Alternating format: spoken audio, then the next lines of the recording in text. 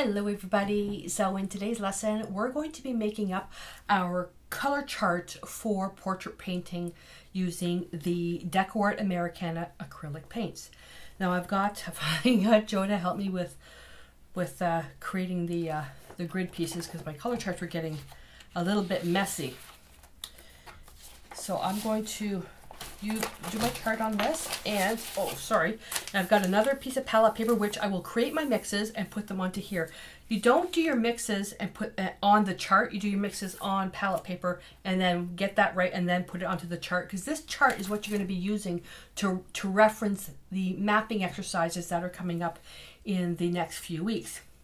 On the palette, hopefully you can see this okay, I've got all the paints laid out, and what I have is a holly green, primary blue, alizarin crimson, naphthol red, primary yellow, true ochre, raw sienna, traditional burnt sienna, raw umber, soft black, and snow white, which is titanium white. I can guarantee you I'm going to mess up the names probably of the blue. I may call it phthalo blue, because the Americana acrylics, I don't use them, but I wanted to create this video for those of you that do have craft paint and you don't think that you can actually create a portrait. So just to be very clear, that not to get any unrealistic expectations that you're going to create a fine art piece with the acrylic paints and get the colors bang on. It's not going to happen, okay? Just to be real with that. But I have seen some pretty nice portraits for art journaling and mixed media as well using the Americana acrylics, and they look just fine. The color mixing I'm going to be showing you is the same method even with the professional paints. The only difference is that the color, you really need to learn how to read the color even more when you're using paints that don't have the color index number on the back, because you don't know what's in the paint. So with the previous lesson that we did, we already learned how to do that, so I'm not going to waste your time in this lesson. This is going to sound stupidly basic. You want to clean your brush, or rinse your brush every single time you create a new mix. Your brush has to be clean, because if it has the slightest color of something else, it's going to contaminate your mix. So what I do is I rinse my brush in here, blot it on a paper towel, then go in here. So first in here, then in here. Then when this gets really, really dirty, I'll dump this out, put clean water, then I'll rotate these, and then do this is my first rinse and this is my second rinse. And when this gets, really dirty, dump that out, just rotate them. Not only does it save on, the amount of times you have to clean your bucket, but you always have a clean brush. We're going to be creating our charts, basically our chart for referencing for your mapping exercises for any skin tone.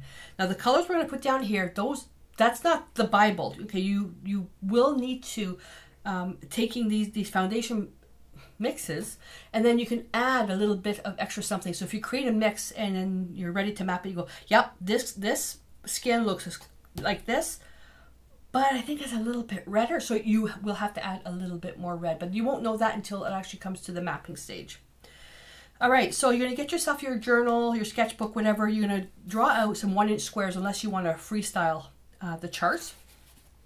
The first one we're going to do is we're going to create some warm tones, and I'm going to take, we're going to start with white, obviously, and don't do these mixes over your chart. I'm doing it because lack of room. And then I'm going to take some yellow oxide, and we're going to need, see, I already did it, true ochre. We want to make this nice and dark because we want to get enough of a value scale to gauge. Then we're going to take some red, so naphthol red. We want to warm it up a little bit. Nice. I think the camera's having trouble focusing there. Okay, so that looks pretty good. Put a bit more yellow in there. Dark, nice and dark. So what we're going to do is we're going to go in here, and we want 6 squares. 1, 2, 3, 4, 5, 6. We're going to put our dark there and our notes there. So in the second square, you don't need to even be this perfect, but I'm going to be using this for teaching, so I want it to be a little bit more organized. Then to that color, you're going to take white, and you're going to lighten that. You're not cleaning your brush. Then you're going to put that in here.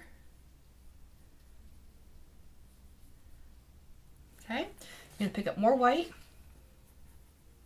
And what you want to try to do is get at least 6 different values, because that's going to help you as you create your mixes.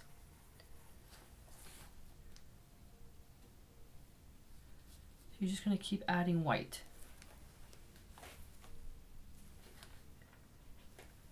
That's why I loaded the paint on the palette like this, because I'm always grabbing from the end so not to contaminate anything.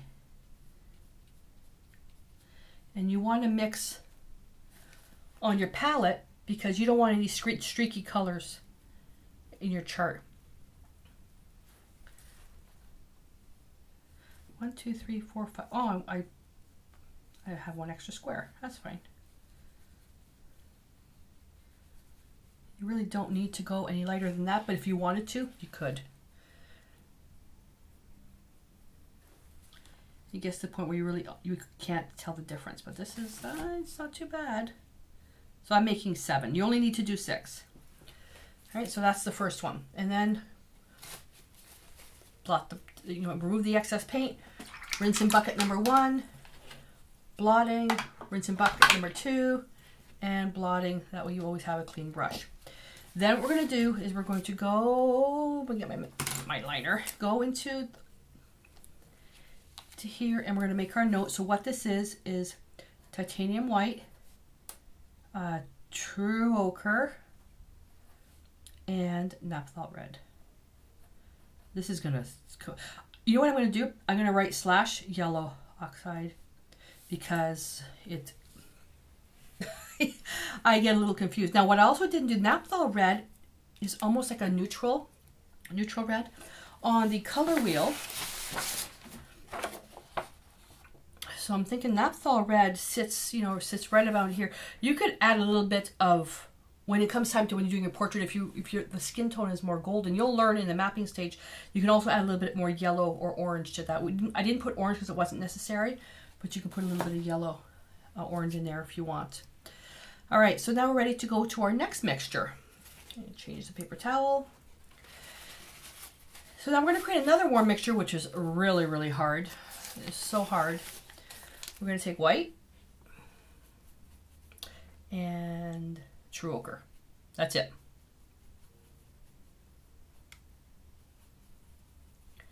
And we're going to put that here.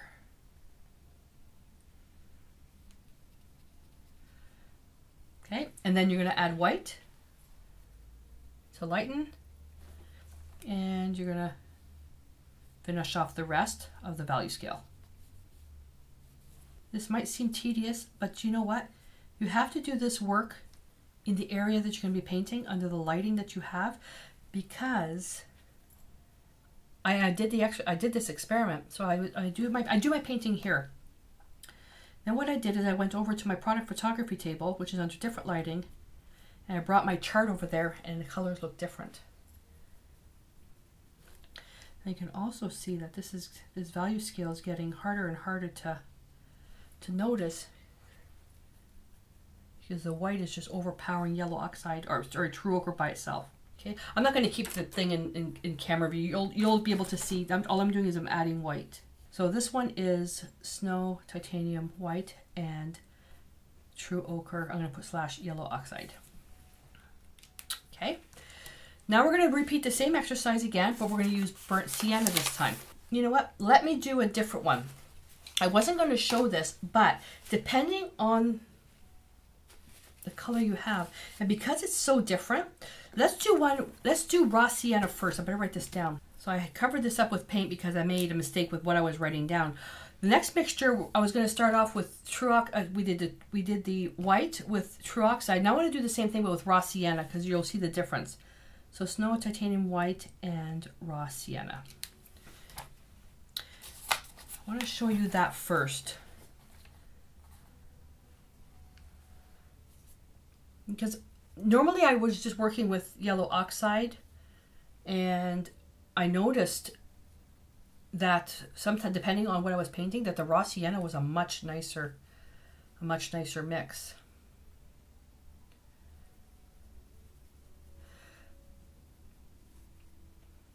Make sure you have everything covered up.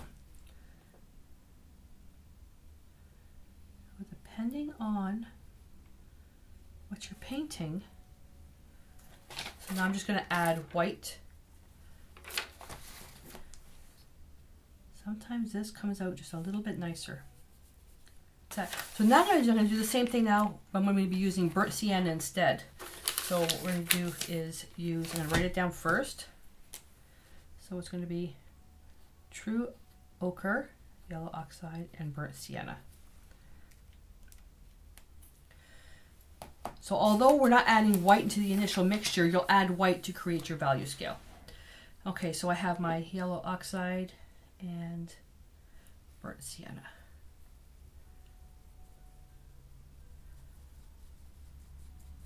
Make it a little bit darker. And try not to get into that, otherwise you'll pick up some white. Now we're going to add white to change the value.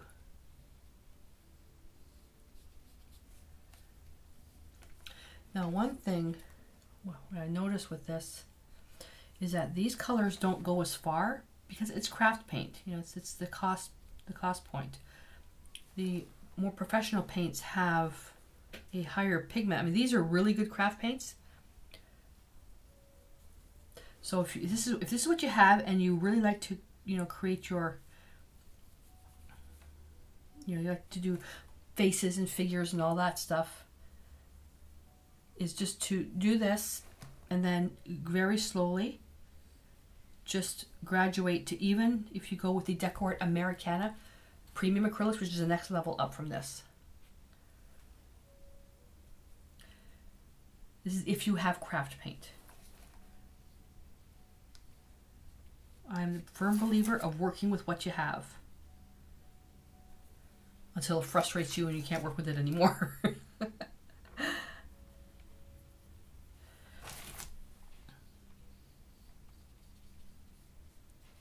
That's not quite enough. Need to be able to see a difference there. Okay, now the next mixture, so we've got some nice light skin tones here, and now we're going to go to create some cool skin tones. So this is, if we just go here and go here, these are warm. Now we're going to work on two cool skin tones. We're going to take this one's just raw umber, and then snow titanium white, and then we're going to do the same thing with true oxide soft black, true oxide yellow ochre, soft black, which is what I know it also as carbon black, and then snow titanium white. These are cool. I'm going to take raw umber. I'm going to add a little bit of white.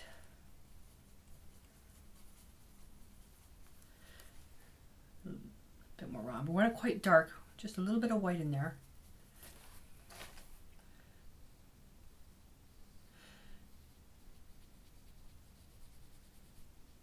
Okay. And then we're just going to keep adding white to change the value. Make sure that the value jump isn't too much. You should be able, just as you see, lighter, lighter, lighter, lighter, but not too much, otherwise you won't be able to fill in all the squares. But really, you only need to go to 6 squares. See that these can be used for so many different things. Halftones, shadows, neutralizing as well. If you want to gray something down. So all I'm doing is I'm just adding white to the existing mixture. And normally I do that on the palette on this side to get the full size of the full palette, because my palette is glass underneath. It's a terrible reflection. Okay, so that's that one. Now our mixes are going to be just a little bit more complicated as we start moving forward. The next cool I say cool, is even though we're using a warm color, we're going to be cooling it down with the addition of black. So we're taking True Ochre, and I'm going to take some black. And when you use black with True Ochre, it turns green. A little bit more. I don't want to run out. Okay, and then we're going to add just a little bit of white to slightly lighten it. Can you see the different skin tones that you could paint using this? If you're only interested in painting one skin tone, that's fine. But you can easily see now how this chart's going to come in handy when painting. Oh, I hear the plow outside. We're under a really bad storm right now. 4 days ago, we were in our winter coats, boots, double layers, and all that stuff. The following day, stuff started to melt, and then we had another cold front coming in, and everything turned ice. Yesterday, we were having so much rain, all the snow disappeared. Joe was just going to wear his spring jacket. Now today the temperatures are falling again. Now we're having a ton of snow, and then stuff's going to turn to ice again. When it's that type of weather, I don't go anywhere.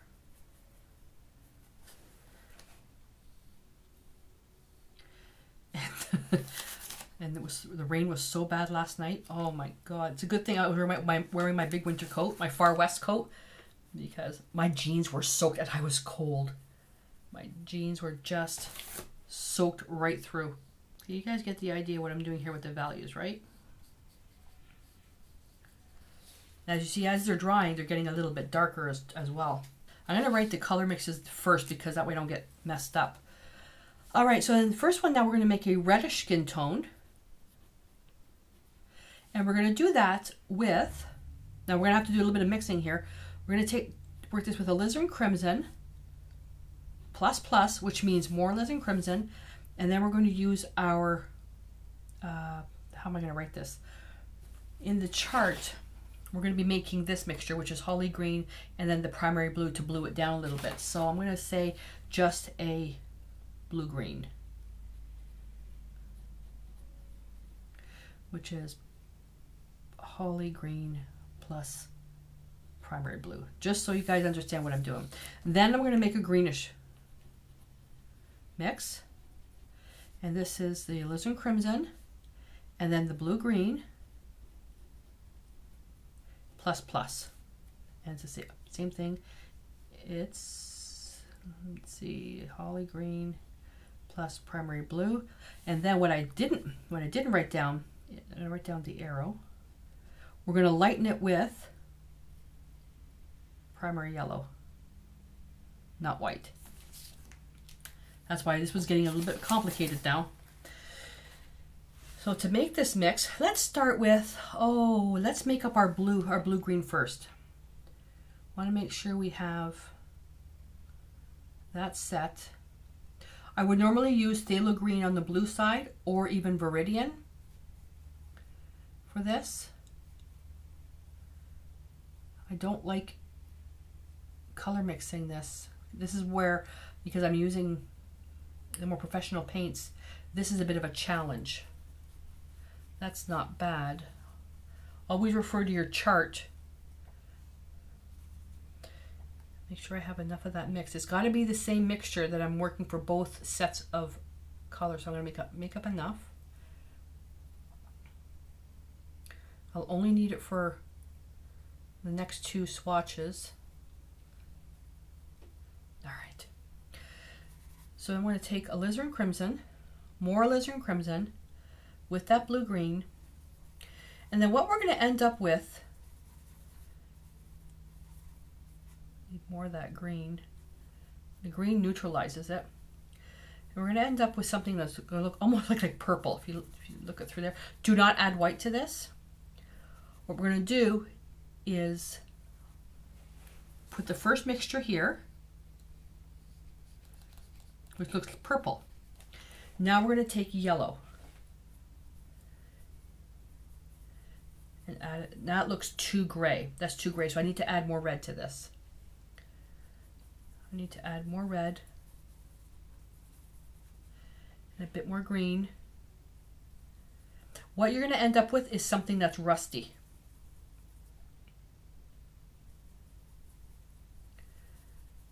You're going to end up with something that's rusty. Still too green. So the holly green is obviously more powerful. There we go. The holly green is more powerful than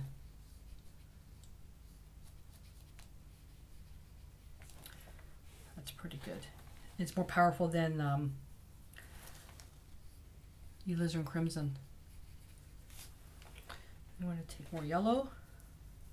There we are. You couldn't see what I was doing. Sorry.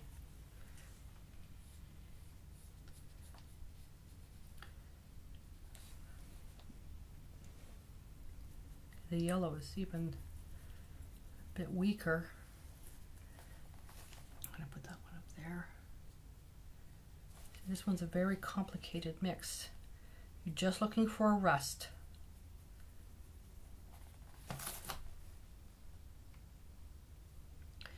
And this is useful for reddish skin tones and where you're getting even reflections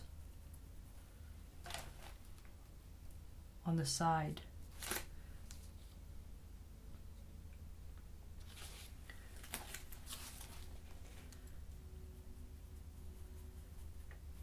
Put a little bit more red in that.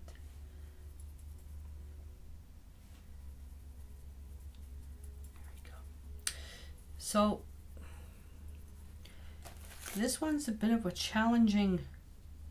really challenging mixture.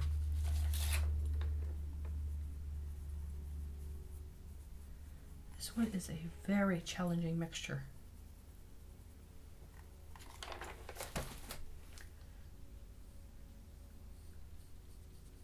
And as you go down, it just becomes more yellow and more yellow. Wow, that one was a hard one. And now we're going to do the same on the other side. I'm going to change my, actually I can't change my palette. I have to use the same mixture that I used before, the same blue-green mixture. But this one now is going to be more green. If I would have started off without having to do so much adjustments, that color would have been perfect because that color was more on the green side. So we're going to put our initial color there. Okay, and then we're going to need some more yellow. I know I keep veering off camera with the palette. I'm going to try to make sure that you see at least the first initial color. There we go. That's pretty good. It's hard to see it though when it's around everything else. You may be tempted to add white. Don't add. You could add white on the side, but that's not going to help you. You need to add the yellow.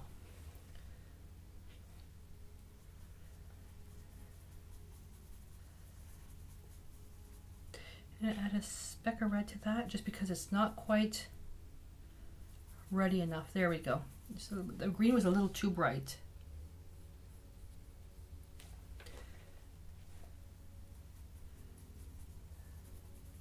I find that you end up using a lot more paint when you're using the craft paint, but with a little bit of practice, it's totally possible. Just keep adding the yellow. And also, these are the craft paints that I had. And I'm not one to, the real ways, to see the colors right up close. So I would have to, go to Michael's and literally take the cap off and take a look at the paints. Because going from swatches, I mean, DecoArt's great. Both companies all provide you a downloadable color swatch. That's not accurate. That's done by a printing press. So you actually need to look at the colors if at all possible. Hand painted charts are the best, but those are very pricey to prepare, obviously. And I'm gonna have to get another chart because I don't have enough room. These ones aren't too bad. This is going to be, these two are cool. And then these ones are going to be warm. So the first one we're going to take is raw umber with true oxide. Then we're going to take raw umber, and then we're going to go to true oxide, yellow oxide. Then we're going to take raw umber, then we're going to take true oxide, yellow oxide, and then burnt sienna. And then we're going to take, I'm just writing this down just so I don't mess up because these ones are complicated too. Plus, and then burnt sienna. Alrighty. So the cool one with the raw umber and yellow oxide, although yellow oxide is more of a warmish, the raw umber overpowers the yellow or the true ochre yellow oxide, which is why it's more cool. But we're warming it up. We're doing the exact same mix over here, but we're warming it up with the addition of burnt sienna. We're only going to do 2 mixes here. We don't need to create the big value scale. So raw umber, good amount. And about half a part of yellow oxide. And that's too much yellow oxide. Let's get more raw umber in there. I'm going to put that right here.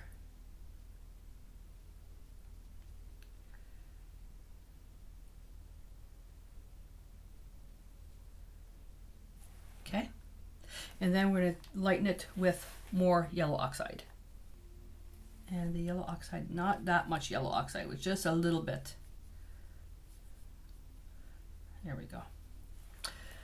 And then we're going to take our raw umber. And we're going to double the amount of yellow oxide.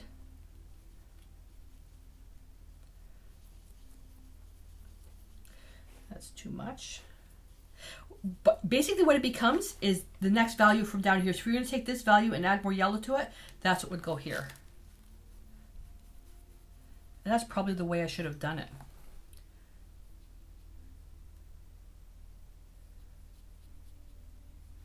And then lighten it with a little bit more yellow oxide.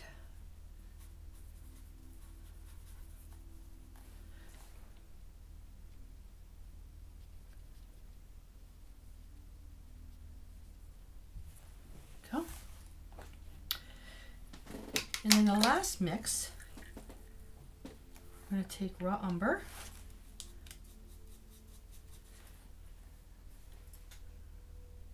A little bit of yellow oxide. This needs to be quite dark.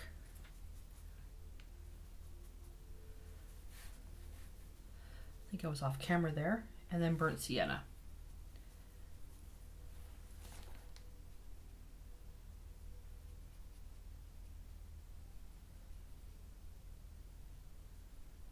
And we'll lighten it up with a little bit more yellow oxide.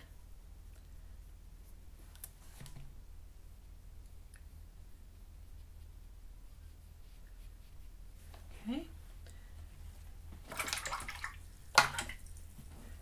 And now we're going to take raw umber for our last mixture. A lot more yellow oxide. And burnt sienna.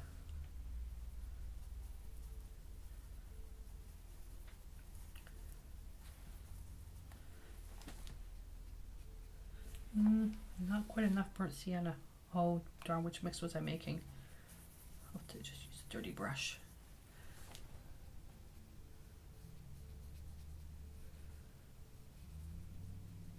This is actually a little bit more confusing for me because these are not the colors I would typically work with.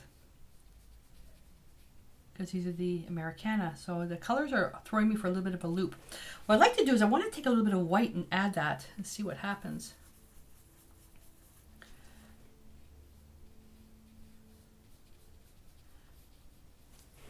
See, white cools a little bit.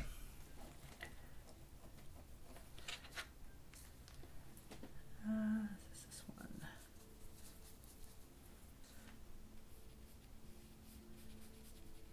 Just going to make a note, because normally I don't add white, but I'm just going to make a note. Arrow plus snow titanium white.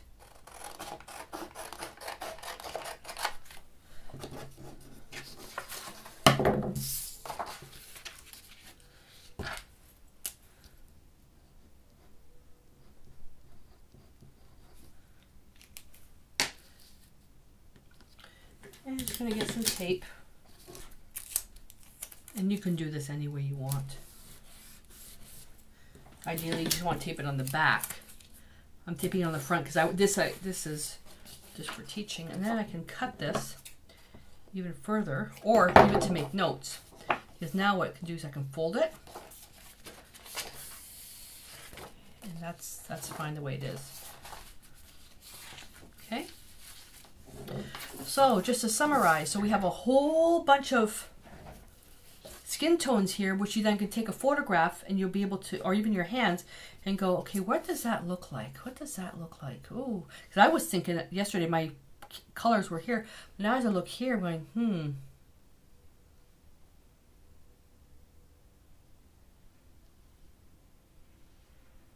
Take it more on the pinky side and just a little bit darker. So you can see that these colors, they're not going to be ready to go. You need to further adjust them. So you take your color, you go, okay, what color is the closest match? This looks like it's pretty good. And then you can say, oh, okay, well, is it lighter or darker? Yeah, it's not too bad. Is it brighter or duller? This color's a little bit dull. I need to brighten it up a bit. And then leaning on the color wheel, there's a little bit more red in this. So I need to add a little bit more red in this. So I would think, well, then why don't I just use this? This is with yellow oxide. This is why I introduced raw sienna. Because typically I wouldn't do it with raw sienna. But I found I did it by accident and it worked. It worked. So I would take this, add a bit of red, and then just, tweak it a bit, and that would be close to my skin tone. Once you try doing this and you try the mapping exercises and that, painting the portraits in your style, you're going to start developing your own style. If it's something you really like doing, then really consider going up to the next level of paint. It's not that much more money, but you'll end up using less because there's even more pigment in it. So there's the Americana acrylics, which is the craft paints. Then there's the Decor Americana premium acrylics. Then you've got the Decor Fluid acrylics, and then you've got the Decor Media Fluid acrylics, and you've got the traditions. So it goes up in quality. Watch the video first, then get your paints out and create the color charts. Don't try to copy it exactly because you're going to be working within your own lighting. So remember that when you're doing it. Okay, it's your own lighting, and your ratios might be a little bit different. So by using the mixtures, so we start off with white, a little bit of quite a bit of true ochre, then some naphtha red to warm it up, then add white going down. Then the stone titanium white just with true ochre, then white going down. Stone titanium white and raw sienna, white going down. True ochre with burnt sienna, white going down. Raw umber, stone titanium white. True ochre, soft black, and then the stone titanium white. Then this one here is the one that's kind of funky. So the reddish mixture is the alizarin crimson with the blue-green, which is made with holly green and primary blue. And you want this mixture to be more on the rust side. This color here, not quite accurate, but as soon as you add the yellow, this is perfect here. This one right here. So you can tell where I actually picked up a different color. When I added a little bit more to the palette, a bit more red, you can see where it changed because this doesn't make any sense. It should be this and get more yellow as it goes. Then with this one here, the greenish blue, this is too blue. You can see where I added a bit more green to the mixture, and then this is perfect here. So it's a bit funky. So when you're creating this mixture, the actual blue-green mixture, make sure you have enough of that made up, and then do some testing to make sure you're getting the reddish, and then add a little bit of yellow on your palette. Just make sure you got the right mixture. Then make sure you get your greenish mixture, add a little bit of yellow on your palette to make sure you have the right one. Then go from there. And this is only because Americana, they don't have a Viridian or a Phthalo green blue. And then here, more raw umber with a little bit of yellow oxide. Then I added white to the bottom just to see the true value. Raw umber with more yellow oxide and then white to see the true value. That made a cool mix. And then more raw umber with more true ochre, yellow oxide, with burnt sienna to warm it up. More yellow oxide, then white to see the true value. They almost look all the same.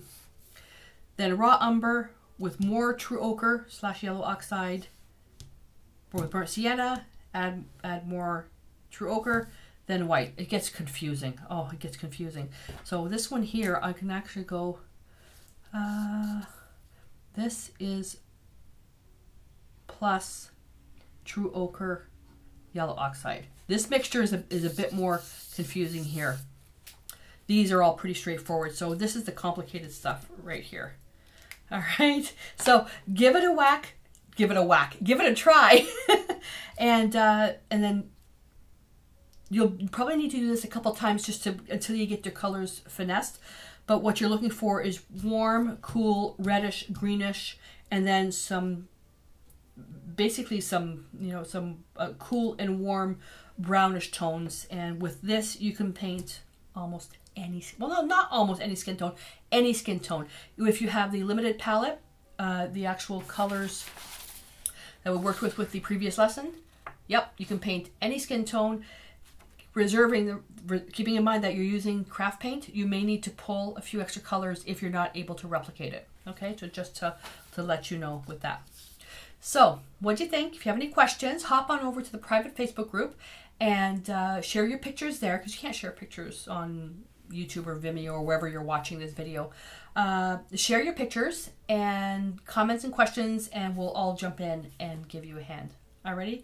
So I'm going to clean up this big mess on my palette, and I'm going to go bring some towels downstairs for Mia and Joe, because of that snowstorm. Yay, I didn't have to go out. And I'm going to prepare for the next lesson. Alrighty? So until I see you then, stay inspired.